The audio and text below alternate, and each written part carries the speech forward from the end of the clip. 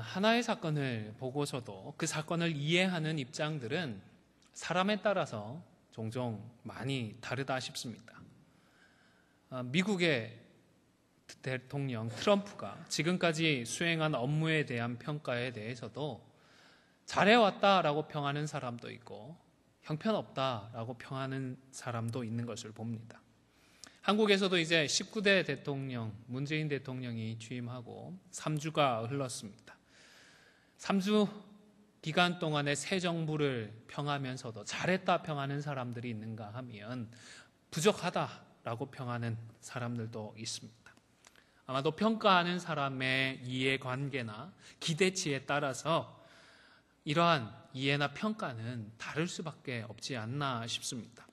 오늘 본문에도 보면 자신들의 이해관계나 기대치에 따라서 예수님에 대한 평가나 예수님에 대한 이해도 그리고 그들의 반응도 많이 달랐다라는 사실을 알 수가 있습니다. 우선 총독 빌라도를 살펴보겠습니다.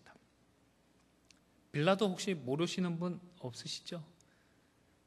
우리 성도들은 정말 잘 압니다. 2000년 동안 사도신경을 통해서 거의 매주일마다 반복적으로 언급되는 인물입니다. 예수님께서 누구에게 고난받으셨다고요? 본디오 빌라도에게서. 네. 그의 나이도, 그의 생김새도, 그의 성격도, 그가 총독으로서 했던 일들에 대한 공은 무엇이고 관은 무엇인지 우리는 모르지만 예수님께서 그에게서 고난을 받으셨다라는 사실만큼은 잘 알고 또 그래서 우리 성도들은 별로 빌라도에 대해서 좋은 감정은 가지고 있지를 않습니다. 그는 로마에서 파송을 받은 총독입니다. 유다와 사마리아 그리고 이두메 지역을 다스렸습니다. 사마리아가 제일 지중해 쪽으로 붙어서 제일 북쪽이고 그 다음 유다가 있고 사해 밑으로 해서 이두메 지역이 있습니다. 이두메는 구약 성경 히브리어로는 에돔이라고 불렀습니다. 보통은 이 총독 빌라도가 예루살렘에서 북서쪽으로 한 100km 떨어져 있는 서울에서 천안 정도 거리가 되겠죠.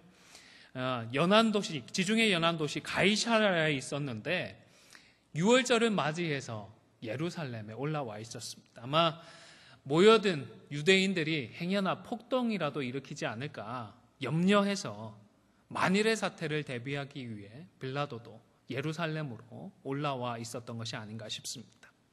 그런데 그는 유대인들의 고발에도 불구하고 예수님이 무죄하다는 사실을 잘 알았습니다. 4절의 말씀입니다. 빌라도가 대제사장들과 무리에게 이르되 내가 보니 이 사람에게 죄가 없도다 하니. 그리고 우리가 읽지는 않았지만 20절에는 빌라도는 예수를 놓고자 하여라고 했습니다. 예수님께서 죄가 없다는 사실을 잘 알았고 그래서 무죄 방면하고 싶은 마음이 분명히 그에게는 있었던 것입니다. 그럼에도 불구하고 결국 그는 군중들의 요구대로 예수님의 사형을 언도하고 말았습니다. 사실 사도신경에서 본디오 빌라도를 언급한 것은 우리 교회가 그 개인을 용서하지 못해서는 아닙니다.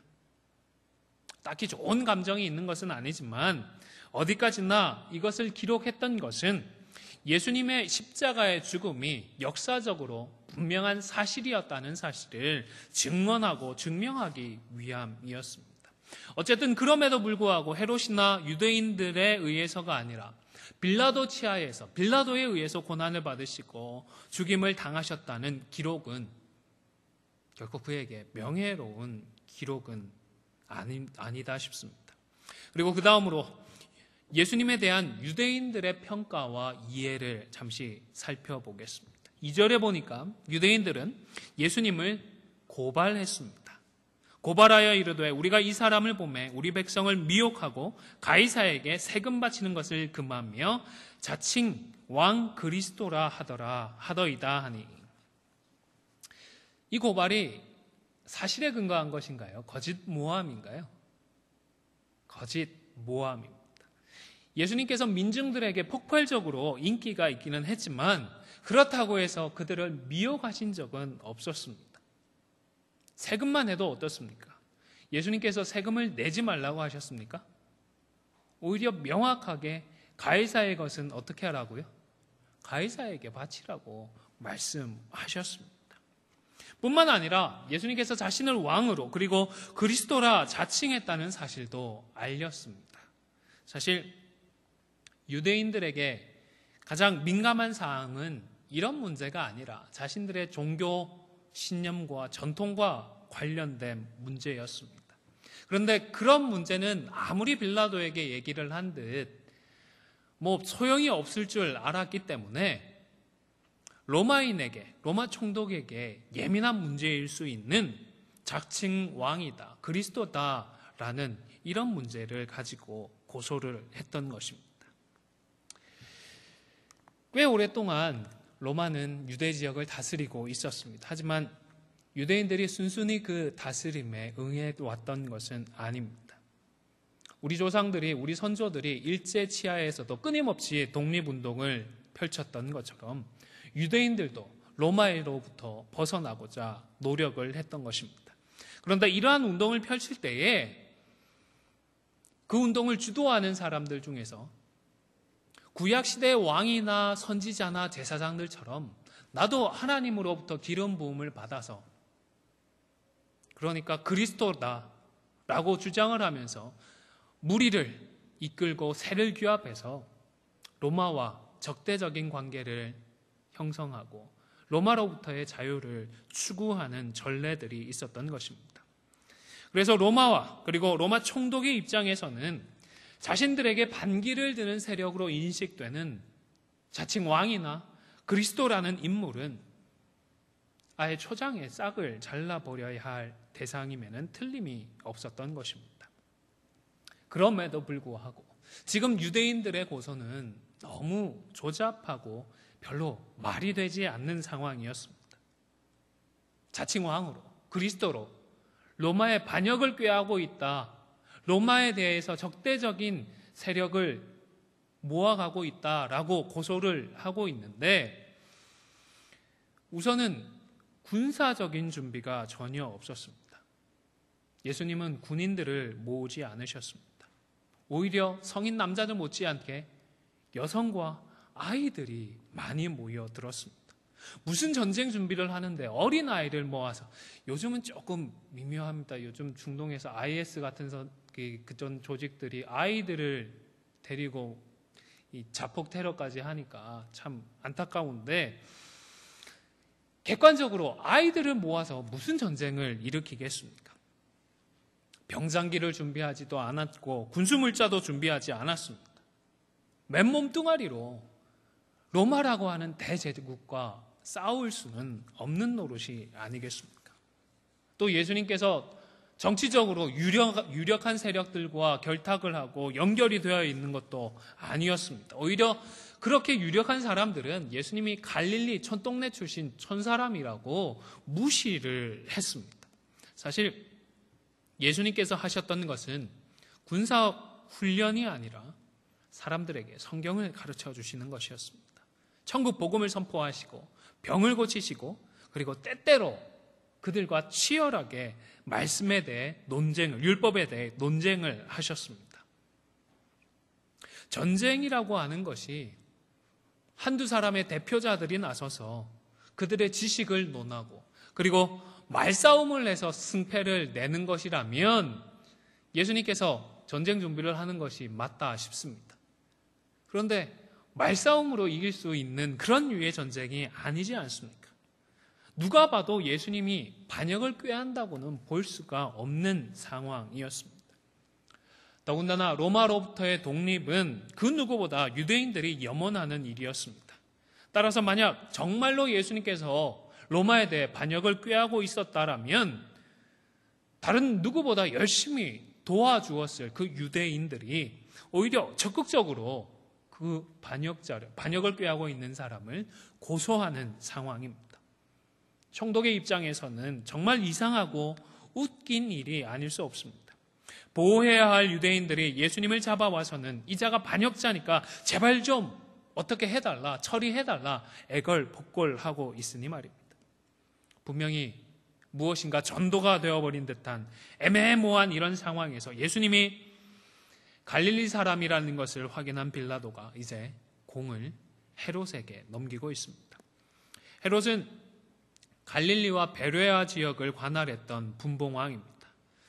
분봉왕이라고 하는 것은 왕의 허락을 받아서 나라의 일부분을 다스리던 군주를 말합니다. 왕보다는 지위가 낮지만 그래도 왕이다, 분봉왕으로 불리웠다고 합니다. 얼떨결에 이 분봉왕 헤롯은 예수님을 만나게 되었습니다. 유월절을 지키기 위해서 예루살렘으로 올라왔다가 기대하지 않았던 일을 맞이하게 되었던 것입니다. 그러나 우선은 굉장히 기뻤습니다. 8절입니다.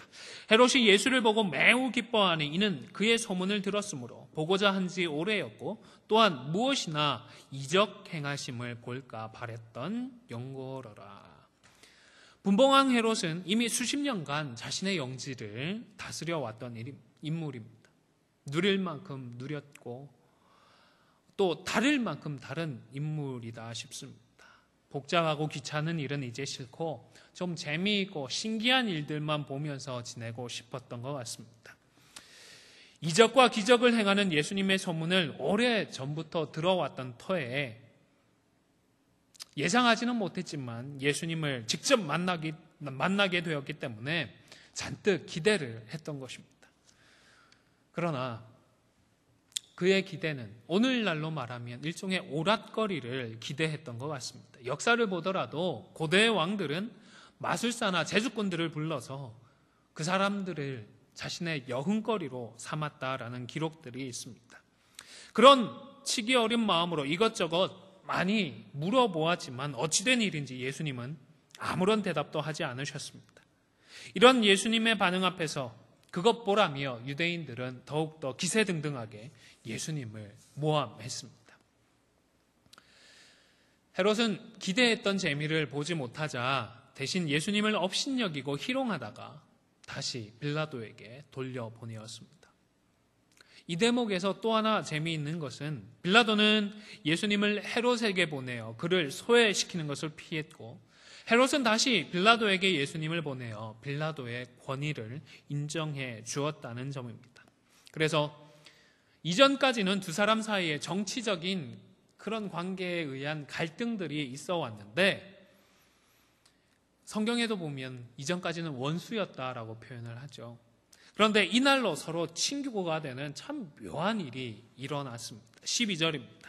헤롯과 빌라도가 전에는 원수였으나 당일에 서로 친구가 되니라. 이처럼 유대인 무리와 빌라도 그리고 헤롯은 모두가 예수님을 만났습니다. 그러나 이 예수님이라고 하는 한 인물을 앞에 두고서도 서로 꽤 다른 판단을 내렸습니다.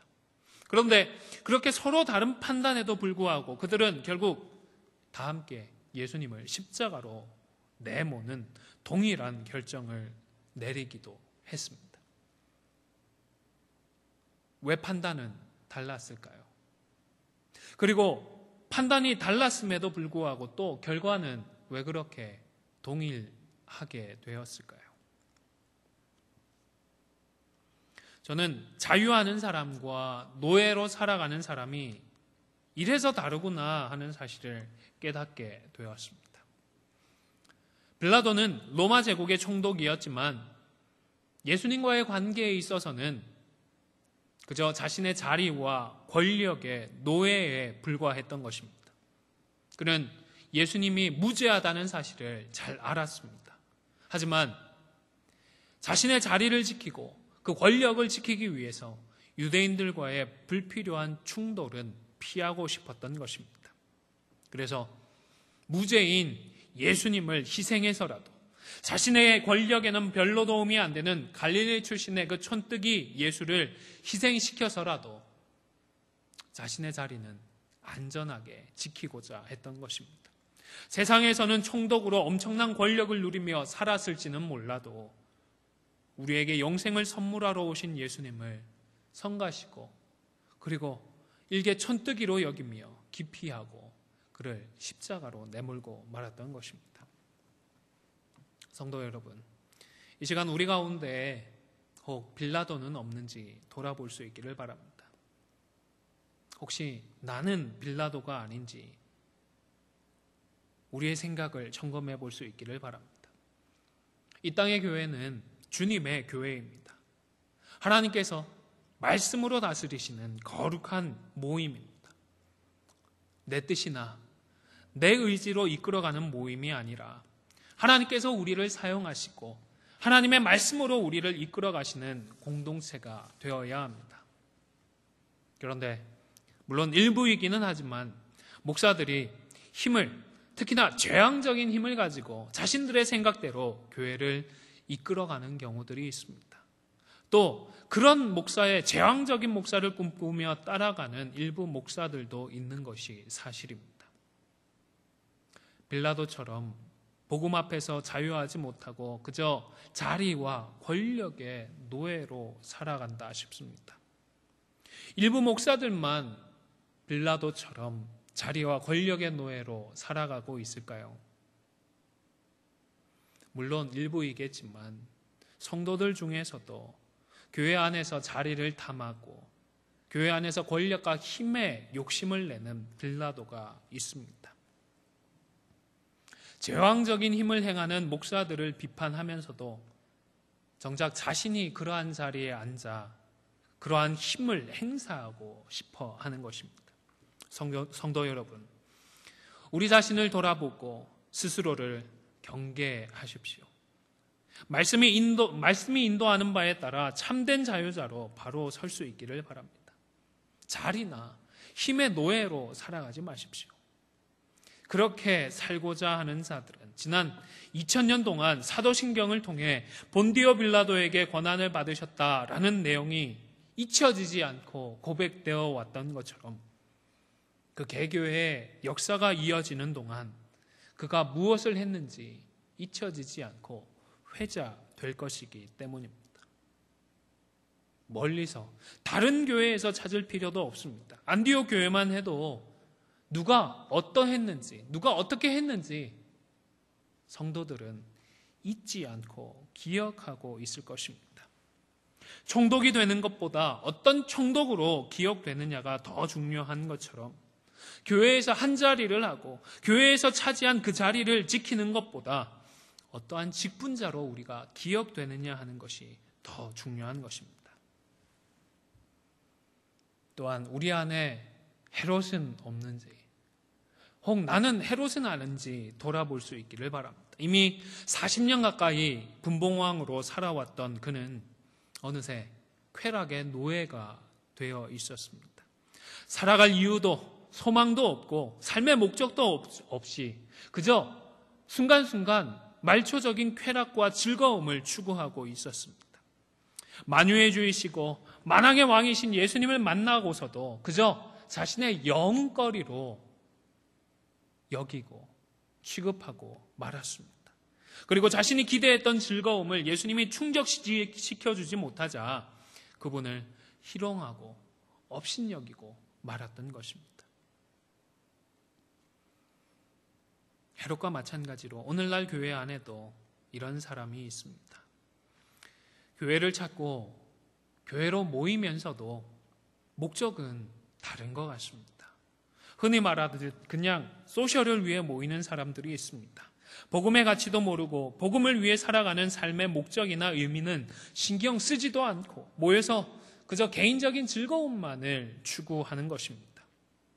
또 경제적인 유익이나 개인적인 목적을 위해 모이기도 합니다.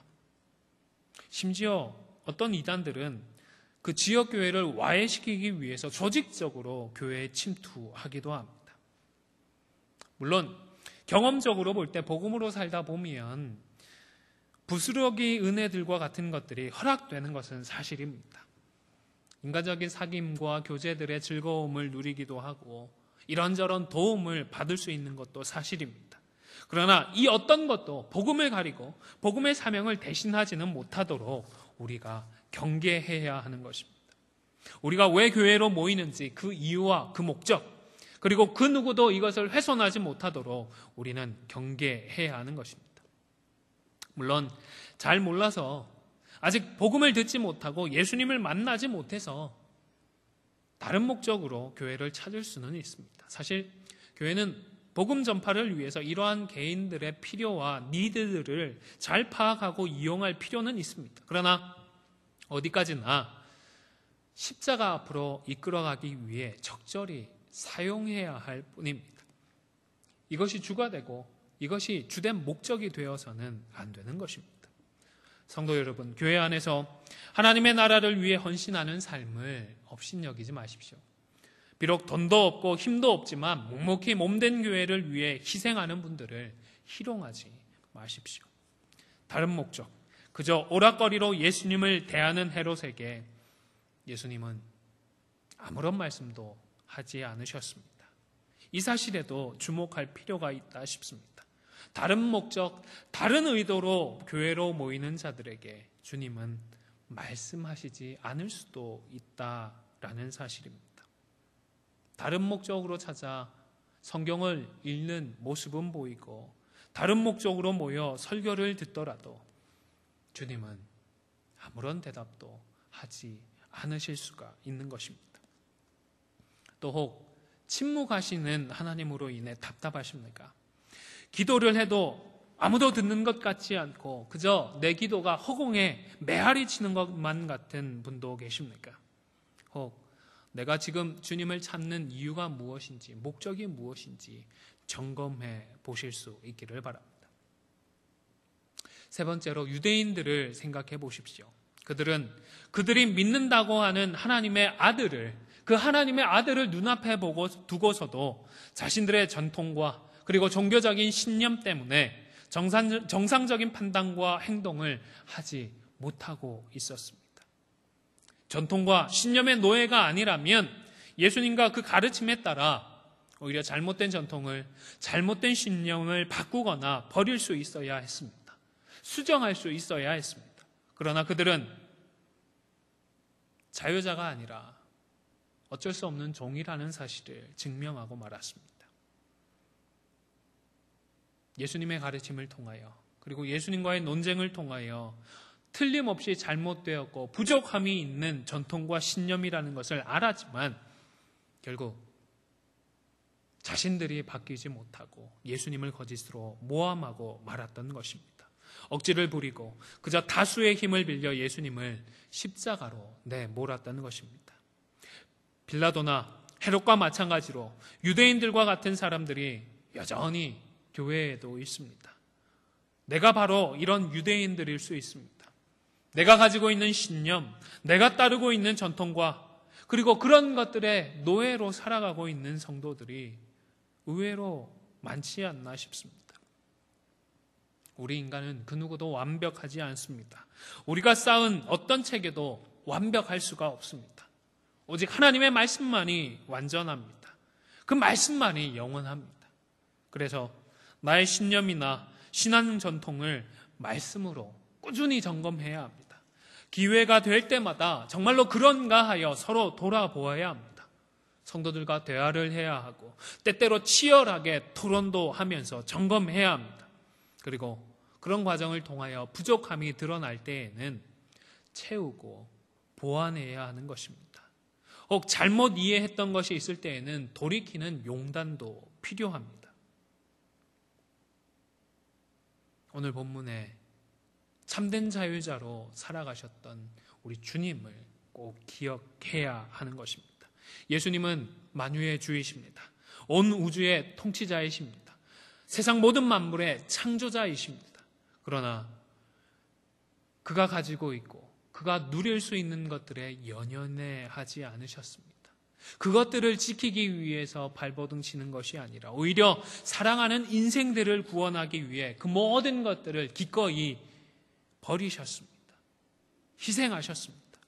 자신이 만든 피조물의 손에 끌려다니면서 재판도 받고 희롱도 당하고 업신여김을 받는 굴욕조차도 마다하지 않으셨습니다. 왜입니까? 종이 아니라 참된 자유자이셨기 때문입니다.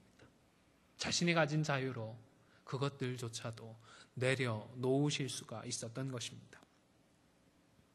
그리고 그 주님께서 저와 여러분에게 이제 십자가를 통하여 참된 자유의 길을 열어주셨습니다. 사랑하는 성도 여러분, 여러분은 그리스도 안에서 참된 자유를 누리며 살아가고 계십니까? 아니면 어느새 종으로, 노예로 살아가십니까? 혹시 의식하지 못한 사이 어느새 무엇인가의 노예로, 종으로 살고 있는 것은 아닌지 자신을 한번 돌아볼 수 있기를 바랍니다. 아무쪼록 빌라도나 유대인 혹은 헤롯과 같은 종의 삶이 아니라 우리 주님과 같은 참된 자유인으로 살아가는 저와 여러분이 다 되실 수 있기를 주님의 이름으로 축원을 드립니다.